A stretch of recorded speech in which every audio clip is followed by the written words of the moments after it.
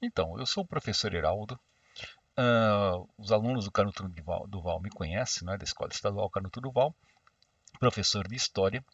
E aqui, para os sétimos anos, né, eu vou explicar o que é mercantilismo, ressaltando aquilo que nós trabalhamos remotamente com um texto sobre o mercantilismo. E aqui eu vou trabalhar com vocês basicamente o PowerPointer. E eu vou começar aqui com esse PowerPointer explicando sobre o mercantilismo. Então, como vocês viram lá no texto, eu coloquei aqui, né? É uma prática do comércio onde o rei e a burguesia vão acumular prata e ouro.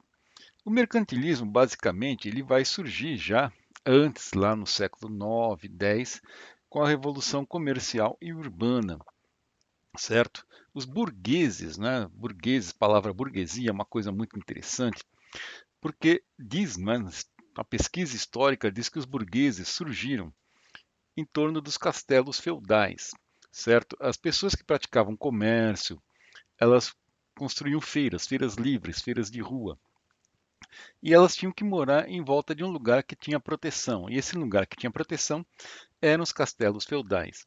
Então, Burgos é o nome dado a essas casas construídas ao redor do castelo, e os burgueses eram quem morava praticamente dentro desses burgos. E a ideia de acumular prata e ouro é uma ideia que você tem de como saber sobre a riqueza das nações, né? Como as riquezas podiam ficar livres. E a Igreja Católica ela também entra dentro desse período como importante, porque a Igreja Católica ela tem a missão, não é, digamos assim, é a igreja dominante na Europa, até por volta de 1500, né, o final do século XV. A Igreja Católica ela predomina dentro da Europa e ela tem uma influência muito grande sobre os reis, porque os reis eles tinham que ser batizados e benzidos pelo Papa ou pelos bispos representantes deles.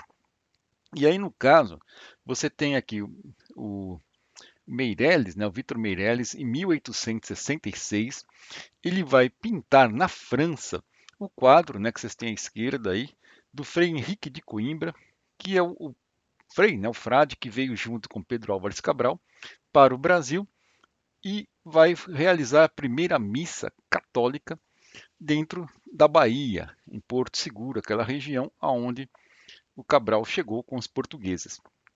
É lógico que é engraçado, porque você está falando de 22 de abril de 1500, né, o dia provável da chegada do Cabral à Bahia, né, o que se diz como descoberta do Brasil. Aqui no caso, esse quadro não é realista, ele é mais romântico. Está vendo o índio em cima da árvore, vocês estão vendo ali, né, a cruz, né, a marca da presença católica.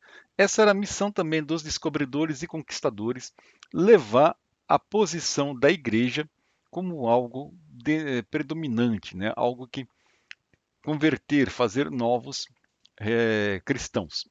Então esse quadro ele não é real, né? Ou seja, é uma visão idealizada. Né? O cara pintou na França, né? O Vitor Meirelles, ele não estava no Brasil e também não estava com Cabral, porque ele pintou em 1866. Essa é uma representação ideal de como seria, né? Os índios tudo quietinho, tudo bonzinho, né? O padre está rezando em latim, não está rezando em tupi-guarani, na língua dos índios, provavelmente. E ao lado você tem uma imagem, né, da escravidão. Aí no caso, os índios, né, eles estão sendo escravizados pelos portugueses. Uma das primeiras escravidões, como está no texto de vocês, de 1530 a 1570, foram as dos índios, certo? E no texto explica por que se escravizava os índios. De certa forma, não que fosse mais fácil de ser aprisionado, porque se eles fugiam, eles iam para o meio do mato, e aí ninguém conseguia pegar esses índios, porque eles conheciam a mata muito bem. Mas eles eram escravizados, sim. E devemos dizer aí, né, esse quadro, essa pintura também, ela é representativa, ela não é real, certo? Ah, o índio com o sininho ali na mão, né, no braço lá, porque se ele fugisse, ele ia correr, ia fazer barulho, aí você percebia onde ele estava, que nem uma cabra com sininho no pescoço ou uma vaca, certo? Geralmente os escravos valiam muito menos do que os animais, do que um cavalo, do que uma vaca, porque o índio ele era nativo do Brasil, ele era um indígena. E a vaca, cabra, o cavalo mesmo, eles vinham da Europa. Então eles eram muito mais caros, certo? E o índio, você tem as entradas e as bandeiras, como eu falo para vocês no texto. E entradas e bandeiras são os bandeirantes, não é? Que eram colonos que moravam geralmente na região de São Paulo e corriam para o interior, né, para o sertão que se fala, né, o Pico do Jaraguá, essas regiões que se tem aqui, que é a região mais alta de São Paulo, tirando o centro de São Paulo, Pico de Jaraguá. São Paulo está a 700 metros acima do nível do mar, nossa cidade, e o Pico do Jaraguá já chega a 1.200 mais ou menos acima do nível do mar. Pico do Jaraguá era um ponto de referência e lá haviam muitos índios. E os índios conheciam esse sertão, esse interior, não é? Então isso nós vamos falar mais para frente. E eu vou, estão vendo aqui que os índios, né? Deixa eu ver aqui mais para no nosso slide, a prática do mercantilismo, né? Essa coisa aqui da conclusão, nós vamos voltar depois nessa conclusão, mas vocês têm que concluir que o mercantilismo em si está na diminuição das importações e o aumento das exportações. Então eu tenho que acumular especiarias, eu tenho que acumular produtos importantes para que eu possa exportar, certo? De onde eu tenho que buscar esses produtos? Né? Eu tenho que, primeiro, fazer leis pragmáticas. São leis que as pessoas não duvidem, não, elas não vão demonstrar dúvidas em relação a essas leis. Então eu vou basicamente, como eu posso falar para vocês, eu vou pôr soldados, guardas nas fronteiras dos países e cobrar impostos nas importações. Tudo vai que você compra de um. Que é importação? Que vem de um país de fora para o meu país é importado. Então, por exemplo, o celular pode ser importado. Um computador ele pode ter as suas peças importadas e montado aqui. Então, por isso que ele se torna caro. Então, vamos trabalhar com o século XXI Brasil. O dólar hoje está quase a R$ 6. Então, se um computador custa R$ 5.000, ele está custando basicamente US$ 1.000, correto? Então, a importação ela diminui porque você não tem dinheiro para comprar. As pessoas não têm dinheiro, você diminui a importação. No caso, você aumenta as exportações. Você tem que buscar os produtos que são cobiçados aí pelo mercado europeu, no caso, dentro do século XIV ao século XVIII.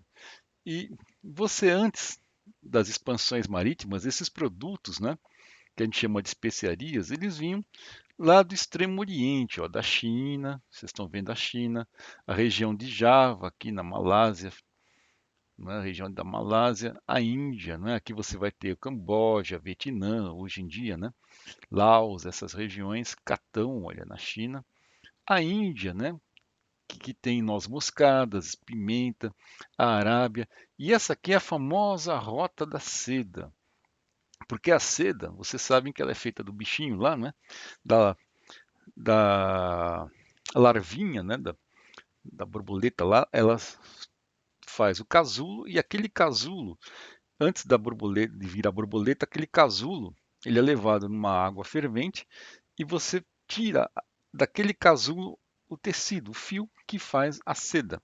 Isso era uma especialidade chinesa, né, até pintar, né, tingir a seda. Então a seda ela era levada pelos pelas caravanas, né? Ela corria todo esse território imenso até chegar aqui em Damasco, em Tiro, né? No Líbano, e ela ia para Constantinopla, aqui na Turquia, e ela era distribuída pelo mar Mediterrâneo, ela chegava em Roma e nas cidades italianas. Aqui é importante a gente perceber isso. E também eram distribuídas, olha, pela África, né? Que a gente fala o chifre africano, aqui na África do Oceano Índico, olha. E para cá fica o Oceano Pacífico e para cá o Oceano Atlântico, que é o famoso Mar Tenebroso. Então, quem estava aqui no Mar Mediterrâneo, esse mar fechado, esse mar nosso, né, que está no meio das terras, por isso que ele chama Mediterrâneo, tinha facilidade. Então, os italianos, eles vinham para cá, olha, eles tinham acesso mais fácil aos produtos provenientes da Rota da Seda. E aqui, ó, você vê que é o mar, né, o Oceano Índico, eles vinham pelos navios, correto?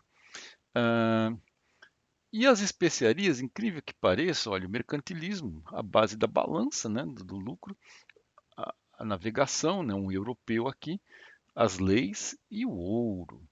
Então isso aqui, olha, que são as especiarias.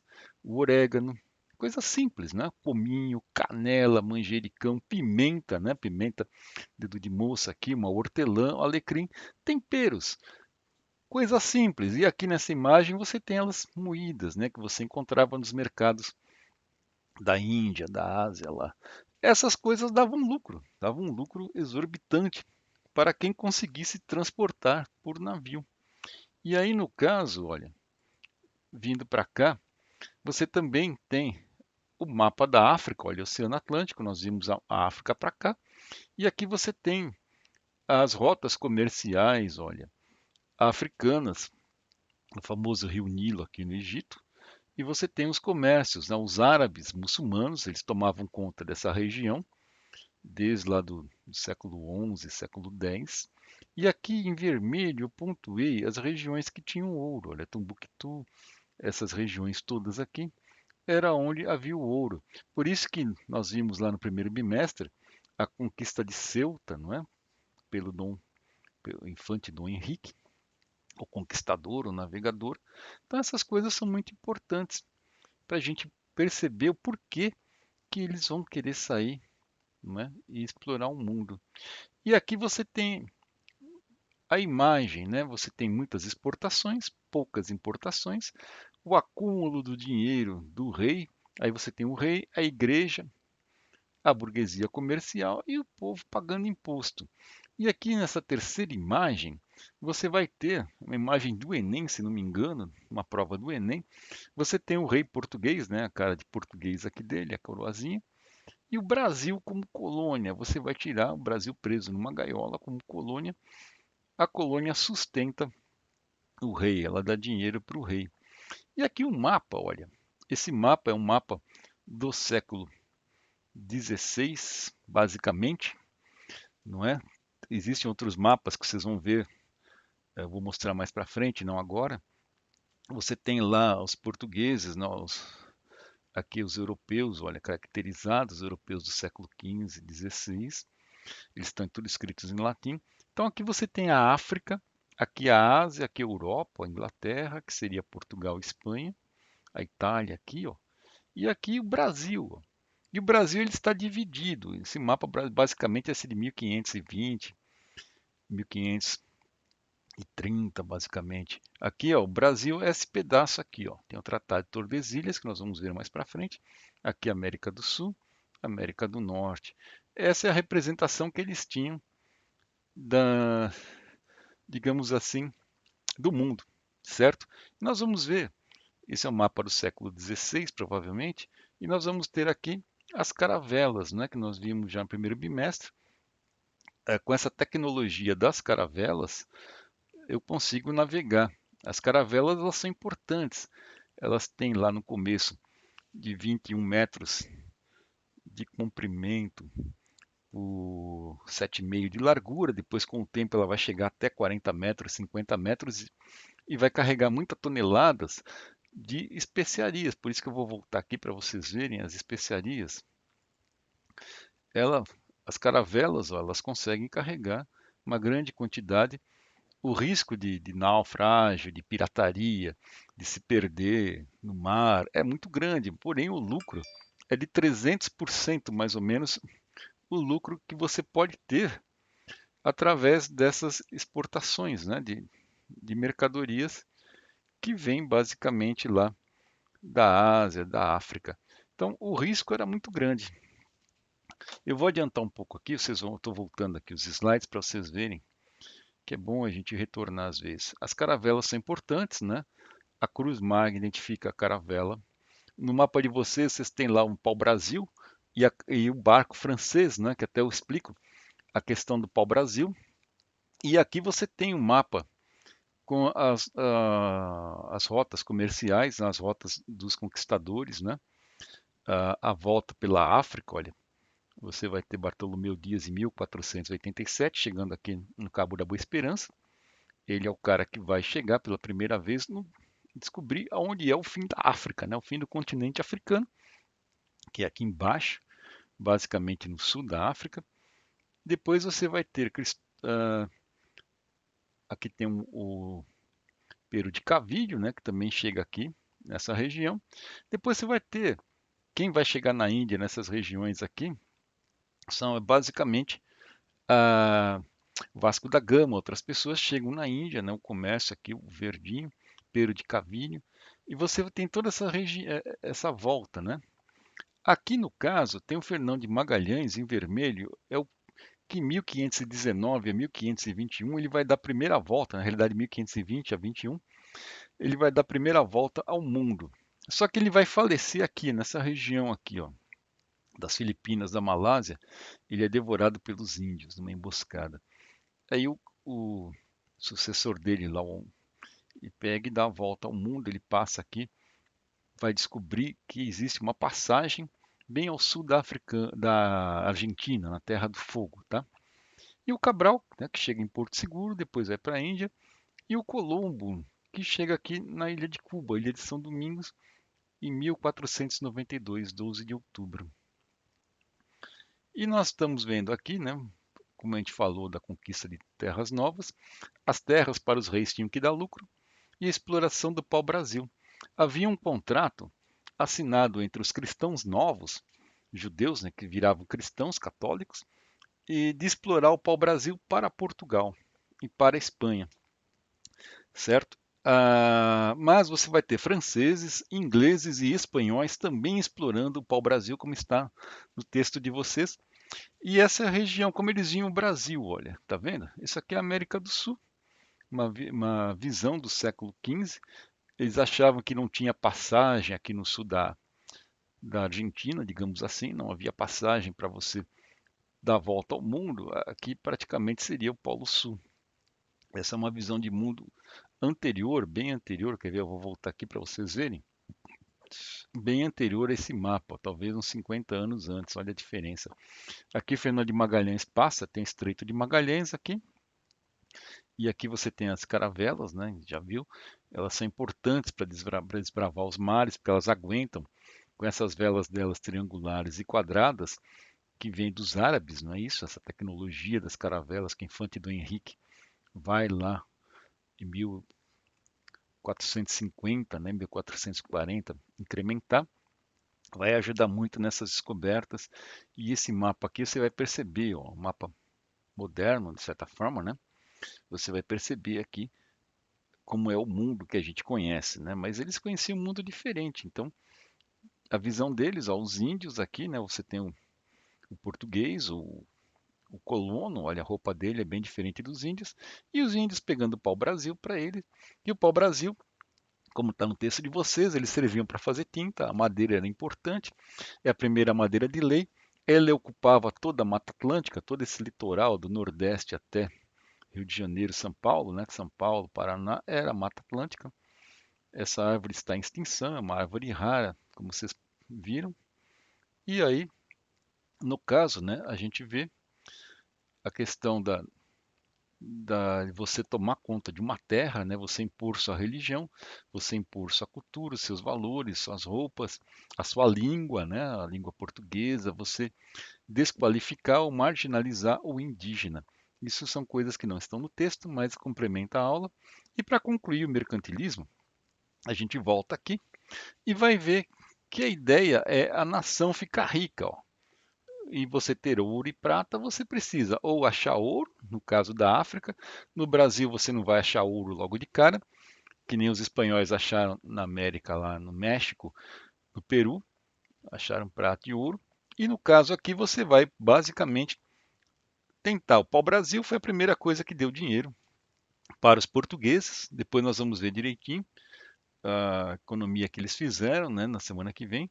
E aí você vai desenvolver manufatura, que seria tecido, fazer roupa, essas coisas. Monopólio, né? O Portugal tinha um monopólio em cima do Brasil, não é que a gente viu lá a questão do o monopólio do pau-brasil, o monopólio da escravidão de índio. E essa questão aqui, vamos pegar o colonialismo, você mandar em cima de várias terras, você ter impostos, cobrar. Estado forte, como estava lá, o rei precisa, né? Vamos voltar naquela figurinha do rei, para uma figurinha ilustrada aqui, bonitinha.